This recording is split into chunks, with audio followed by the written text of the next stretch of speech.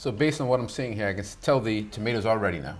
Yes. What about the sweet corn? When will they be ready? Sweet corn, we'll start to see sweet corn for July 4th weekend, so that hopefully that Tuesday prior to July 4th, which is the grand opening, we will have sweet corn. Certainly the week after that we will. Again, things are running a little bit behind this year, so it's difficult to predict exactly when these things will come in. Heat will really help bring things on sooner. Okay. Now this is? Green leaf lettuce, again, grown fresh, and it's harvested fresh. You can't make a better salad than with Jersey grown greens. And we brought an example of the green leaf, the red leaf, and even some romaine. So if you choose to have a Caesar salad, you can have a Caesar salad. You want to try a piece of lettuce? I would actually, I've been eyeing that, like this little chunk. You thought he would say no? That is good stuff.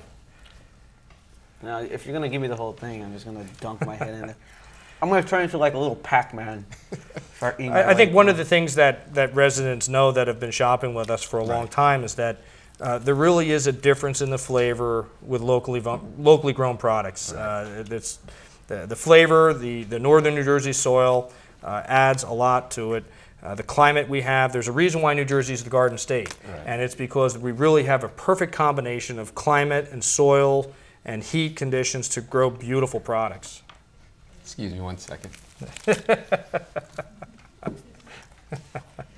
Now, Hector, you have what's your involvement with the EAP coloring book contest? Well, first of all, I'm going to start by saying that ever since I still love coloring books, loved them since I was a child, like everyone else, and they came to me telling us that they wanted me to design some pages for the coloring book, and I said I'd love to. And this is actually a really big deal for me. You know, I'm very proud to be a part of that project, and you know, I'm developing some stuff right now. Okay. I'm not going to tell you what they are. You'll have to see them to find out. Okay. We're going to take a break, and we're going to come back talk some more about the fruits and vegetables here, and all the other great things taking place down Elizabeth Avenue. Okay. Sounds great. We'll be back with the second half of Our City after these commercial words. Thank you. Bring ranch dressing.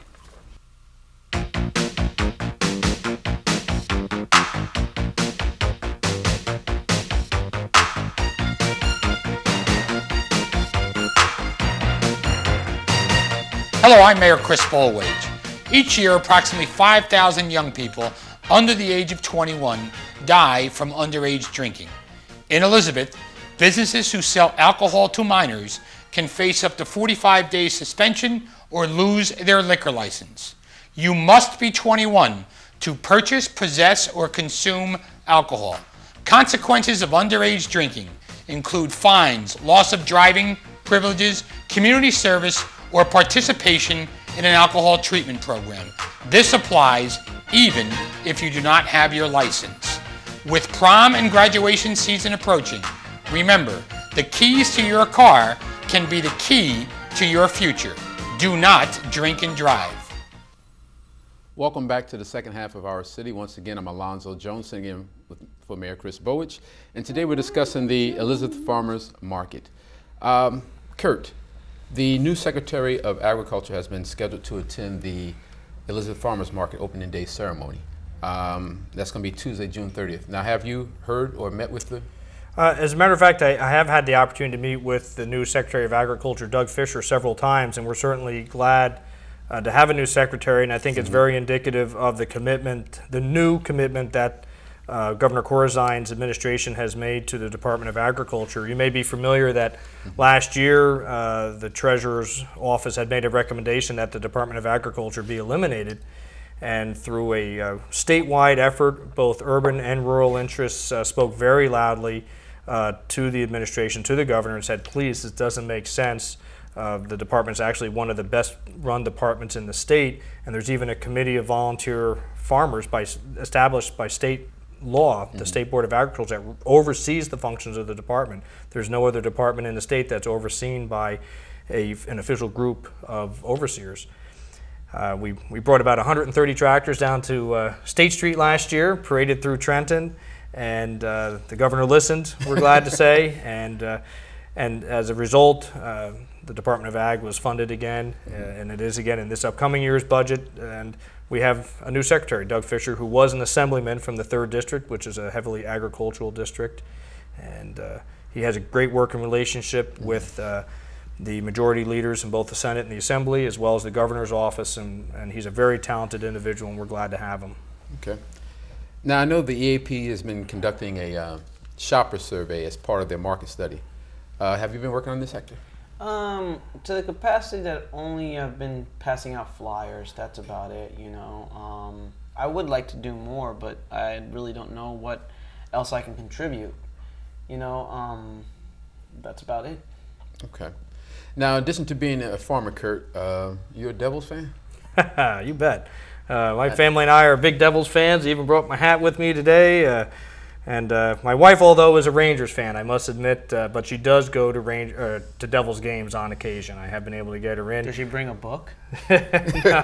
No, she just yells at the players and roots for the other team is what happens. But we love ice hockey. The new Prudential Center is a wonderful place. If you haven't had a chance to go there with your family, it's wonderful. And there's going to be 3 New Jersey Nets games there.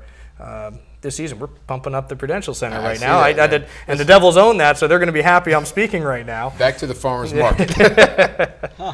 So now you are very, very active in the farming community statewide serving board councils, right? Yes. In fact, I serve on the New Jersey State Highlands Council. I was appointed by Governor McGreevey to represent impacted farmers, landowners, and homeowners and businesses in the Highlands region. I've served on that for 5 years now, and I am due for reappointment, and my understanding is Governor Corzine is planning to reappoint me. We serve without compensation, and it's a regional planning board that was put in place to help preserve fresh water resources for the 5 million people that live in northeastern New Jersey.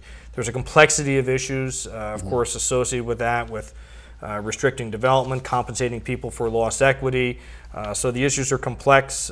Sometimes there's passionate discussions from both sides of the issues, but it's enjoyable to serve in government. I've served on local government levels as well, such as yourself, and have been a volunteer fireman for 28 years. Now, does Alstede Farms do any organic farming? We grow a number of crops that are produced without pesticides, actually. And there is a rigorous inspection process in place to be certified organic, to use the organic label. We have not yet been able to achieve that level. What we are doing is something called integrated pest management. We use a whole host of control methods to minimize the use of pesticides. For instance, these peas, the asparagus, all of the leafy greens today have not received any pesticide applications. And so we're really proud to be able to do that. And once in a while, just like people, plants need a medicine to help cure them of a disease, and we use very safe products, and we prescribe them just like a doctor. I just envision you saying they do have pesticides, and you should definitely wash them off before eating, as I started looking at Hector saying, okay, what do you have to say? That's not going to stop me.